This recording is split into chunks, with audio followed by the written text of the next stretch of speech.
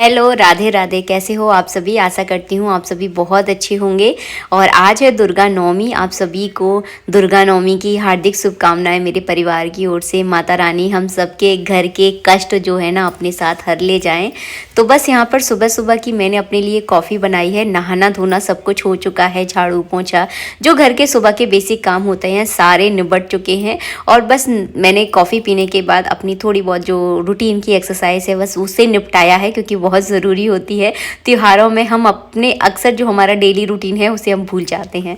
तो बस उसको पूरा करने के लिए मैंने थोड़ी सी एक्सरसाइज की। उसके बाद जो है ना बस यहाँ पर मैं साड़ी पहनकर हो गई हूँ तैयार। जिस दिन 30 त्यौहार होते हैं उस दिन साड़ी अच्छी लगती है, तो बस यहाँ पर मैंने साड़ी पहनी है।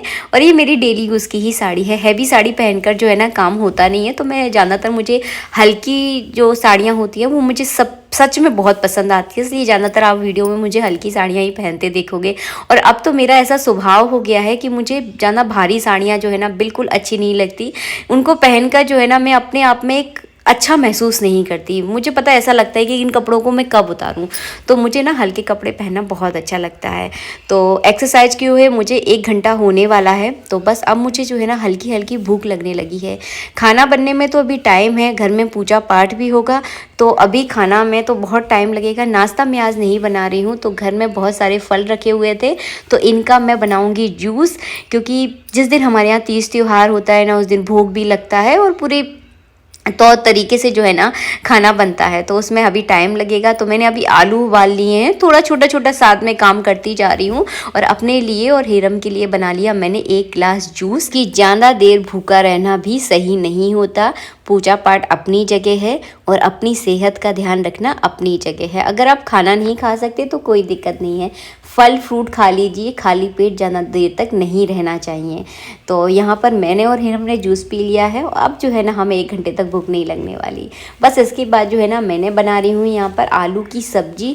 आज मैं चने नहीं बनाऊँगी, क्योंकि चने का भोग जो है ना मैंने अष्टमी के दिन लगा दिया था। और कन्याएँ जो है ना चने खाती भी नहीं है, तो उनको आलू की सब्ज़ी सही लगती है। इसलिए जो है ना मैंने विचार किया कि मैं आज आलू की सब्ज़ी बनाऊँगी। चने मैंने अष्टमी के दिन भोग लगा दिया था, तो सगुन भी हो गया है। और हलवा बना रही हूँ और पूड़ियाँ बना रही हूँ।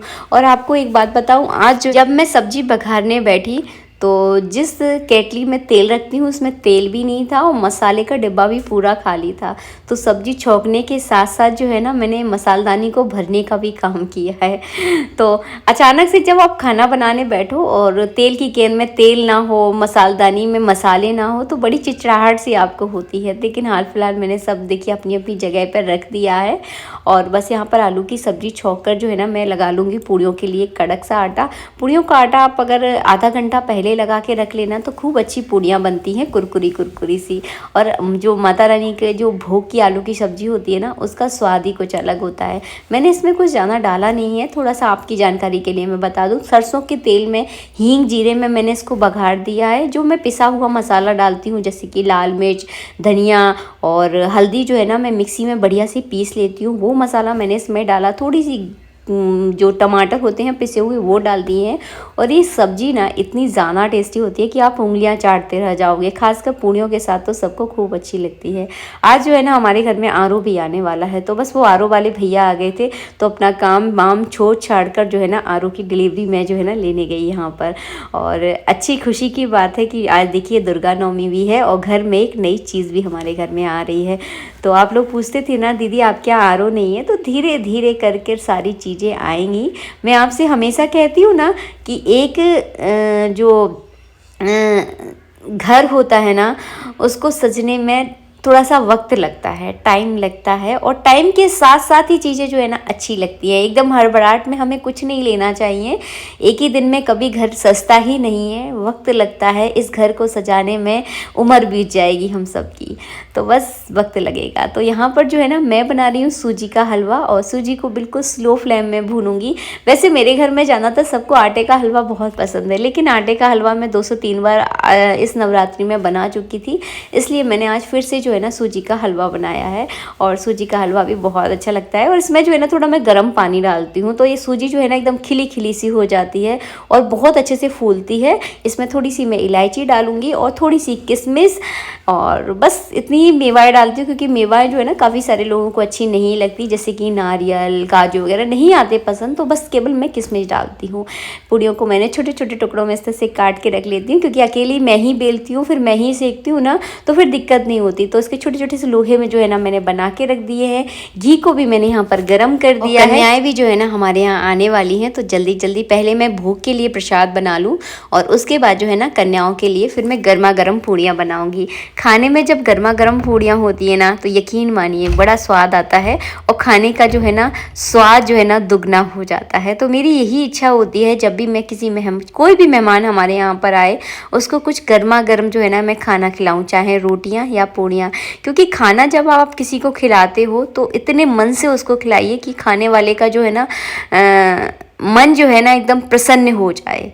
तो ये खाने की विशेषता होती है। बाकी देखिए सबकी अपनी अपनी सुविधाएं होती हैं, लेकिन कोशिश कीजिएगा जब भी आप किसी को भोजन कराएं, आपके यहाँ खाना खाने वाला जो है ना, भोजन करने वाले को मन जो है ना प्रसन्न होकर जाए, और वो बार बार जो है ना उस भोजन को याद करे। तो आपका जो है ना भोजन कराना जो है ना आपका सफल हो जाता है। तो बस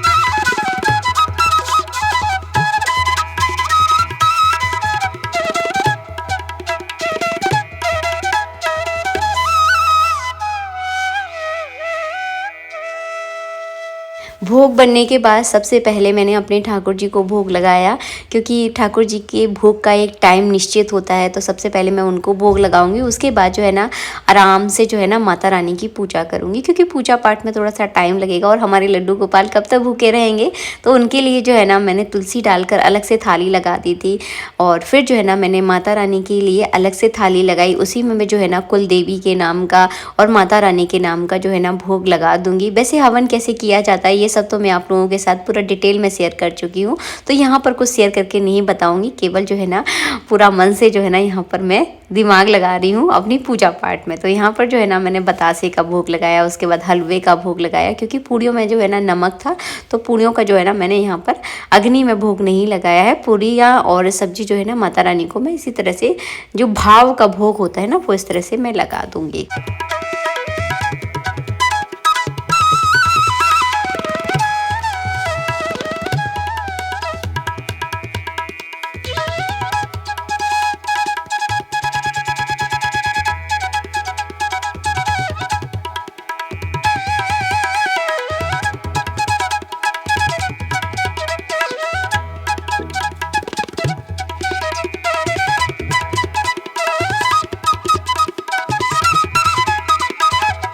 और माता को जो है ना मैंने हल्दी महावर भी लगा दिया है, और यही महावर जो है ना हम अपनी कुलदेवी के नाम का इस तरह से दीवार पर टिपकियाँ रखते हैं। और किस किस के यहाँ पर इस तरह से महावर की टिपकियाँ रखी जाती हैं मुझे ये ज़रूर बताना। हमारे यहाँ जब भी हम कभी महावर लगाते हैं तो इसी तरह से हल्दी और महावर की टिपकियाँ रखते हैं, और यही महावर जो है ना फिर हम लोग अपने पैरों में लगा लेते हैं। तो बस अब कन्याएँ भी आने वाली हैं, पूजन भी हो चुका है, और बस इस तरह से जो है ना कुछ मैंने पूजन किया, और माता रानी पर जो है ना इस तरह से पूरी इस तरह से जो है ना रोली से कुमकुम से जो है ना पूरी मांग भर दी। और आज जो है ना हमारी माता रानी लग रही थी बहुत सुंदर। आप लोग गौर से वीडियो देखना, बहुत प्यारी लग रही थी। एक अलग ही रौनक जो है ना दिन प्रतिदिन जो है ना माता रानी में जो है ना आती चली जा रही थी, बहुत प्यारी लग रही थी। तो बस इसके बाद आ गई कन्याएं, और फिर मैंने कन्याओं का पूजन किया, उनके चरण धोकर उस जल को पूरे घर में छिड़का, सबके महावर लगाया। कन्याओं को महावर लगाना अच्छा नहीं लगता है, तो केवल अंगूठे अंगूठे पर जो है ना मैंने सबको महावर लगा दिया। खूब सारी कन्याएं में यहाँ पर मिल जाती है जहाँ पर हम लोगों का घर है। पहले हम लोग जब किराए के घर में रहते थे ना तो वहाँ पर कन्याएं बिल्कुल भी नहीं मिलती थी, क्योंकि वहाँ का माहौल थोड़ा सा अलग था। यहाँ पर बहुत सारी लड़कियाँ मिल जाती हैं, और जो भी मैं उनको देती हूँ ना बहुत खुश होकर वो इस सारी चीज़ों को लेकर जाती हैं। तो हर बार ऐसा लगता है कि उनके लिए कुछ ना कुछ हटकर मैं लेकर जाऊँ। बड़ी खुश हो जाती है जब भी उन्हें कुछ देती हूँ, बहुत मन से आती हैं। तो बस यहाँ पर सबके चरण धोकर मैंने सबको तिलक कर दिया, और सबके लिए जो मैं ड्राम बॉक्स लेकर आई थी ना, सबको मैंने ड्राम बॉक्स बांटे, और सबने खूब मन से जो है ना ये चीज़ें स्वीकार की। और कन्याएं जब घर से खुश होकर जाती हैं ना तो अच्छा लगता है। मैंने अभी थोड़ी देर पहले आपसे एक बात कही ना, किसी को आप चाहे कोई भोजन कराएं या किसी को दान दक्षिणा दें, सामने वाला उस चीज़ को देखकर अगर प्रसन्न हो जाता है तो आपका किया हुआ जो है ना सब कुछ सफल हो जाता है। तो इस तरह से जो है ना मेरी नवमी की पूजा रही। 12 साढ़े 12 बजे तक मैं कन्या पूजन और माता रानी के पूजन से एकदम फ्री हो गई थी। उसके बाद जो है ना हम लोगों ने साथ में बैठकर खाना खाया। हम लोगों ने मतलब मैंने और मेरे बेटे यानी हीरम ने बैठकर साथ में खाना खाया।